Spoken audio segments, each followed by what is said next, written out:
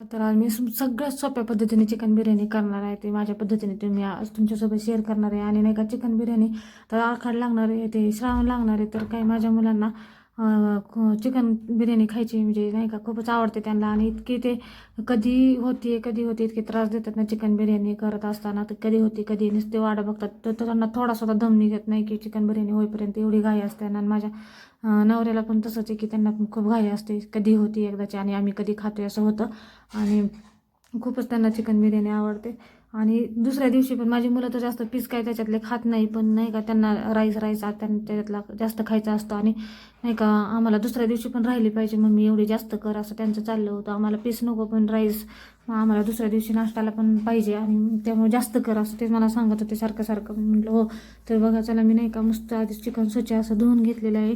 आणि मस्त त्याला मॅरिनेट करायला घेतले छान असं. त्याच्यात ते दही टाकले 3-4 चमचे, धना पावडर, लाल तिखट थोडंसं, आणि बिर्याणी मसाला जास्त बिर्याणी मसाला, मस्त लिंबू पिळून घेतलं थोडंसं, आणि भरपूर असं म्हणजे मीठ त्या चवीप्रमाणे मीठ असं मस्त छान सगळं टाकून घेतलं आहे. आणि इथं माझी मुलगीच आली आहे बघा मॅरिनेट करायला. ती असं हे सगळ्याला लावून चोळून घेते. तिला पण असं चिकन बिर्याणी वगैरे करत असेल की हेल्प करायला खूप आवडत असते, त्यामुळे ती हेल्प करते मला. हे बघा कसं चोळून घेते ते मस्त. आणि मी इकडे कांदा चिरून घेतला होता खूप सारा. आणि काही मी वाटण ग्रेव्ही करणं, त्यांना ग्रेव्ही खूप आवडते, म्हणजे मसाल्याची बिर्याणी आवडते मसालेदार एकदम. त्यामुळे मी नाही का ग्रेव्ही पण करते असते जास्त इकडे मी. आणि हे चिकन बघा मस्त मॅरिनेट करायला ठेवले. जास्त वेळ ठेवणार तर नाही, 15-20 मिनटं ठेवणार आहे, कारण मुलांना एवढी घाई असते की कधी होते. आणि छान असा कांदा मी चिरून घेतलेला, तो चांगला कुस्करून घेतला आणि इकडं मस्त तळायला घेतला आहे बघा.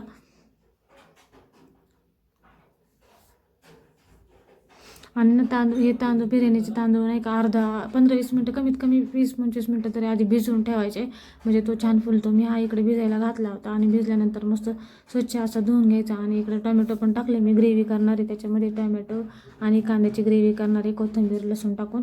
आणि हा कांदा असा मस्त कुरकुरीत तळून घेतला आहे लाल. बिर्याणीमध्ये ना कांदा जास्त घातला ना तरच बिर्याणीची टेस्ट खरोखर भारी लागते. तळलेल्या कांद्याची टेस्ट मेन असते बिर्याणीमध्ये. आणि इकडे वाटण्यासाठी बघा मी ना कांदा आणि टोमॅटो नाही का मस्त परतून घेणार आहे. त्यात 2 हिरव्या मिरच्या पण टाकल्या मी. आणि इकडे तांदूळ बॉईल करण्यासाठी मी नाही का पातेल्यामध्ये पाणी ठेवले. आणि त्याच्यामध्ये ना माझ्याकडचे खडे मसाले संपले होते, म्हणून मी नाही का फक्त मीठ टाकलं त्याच्यामध्ये.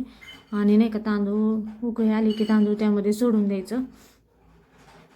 आणि इकडं वाटण घेतले बघा करायला मी, कोथिंबीर लसूण आणि कांदा टोमॅटो परतलेलं छान मस्त मिक्सरवरनं फिरून घ्यायचं. त्याच्यामध्ये ही फ्रेश अशी कोथिंबीर घालून मिक्सरवर फिरून घेतलं. आणि इकडं नाही का तांदूळ मस्त असं उकडून घेतलं आहे बघा मी. आणि हा मस्त चाळणीमध्ये गाळून घ्यायचा.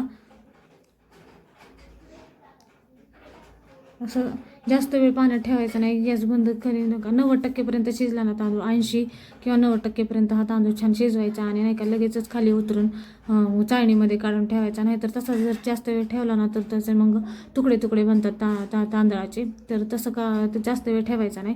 आणि इकडं मस्त नाही का तो वाटण केलेलं वाटण आहे ना, मी ते चांगलं तेलामध्ये छान परतून घेतले.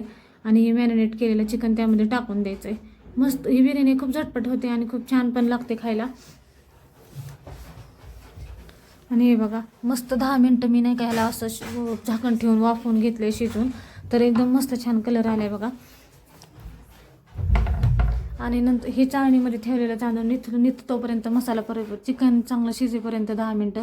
तर चिकन पण पूर्ण नाही शिजवायचं, थोडंसं कच्चं राहिलं तरी चालतं. नंतर ह्याच्यामध्ये आपण त्याला दम देणारच आहोत.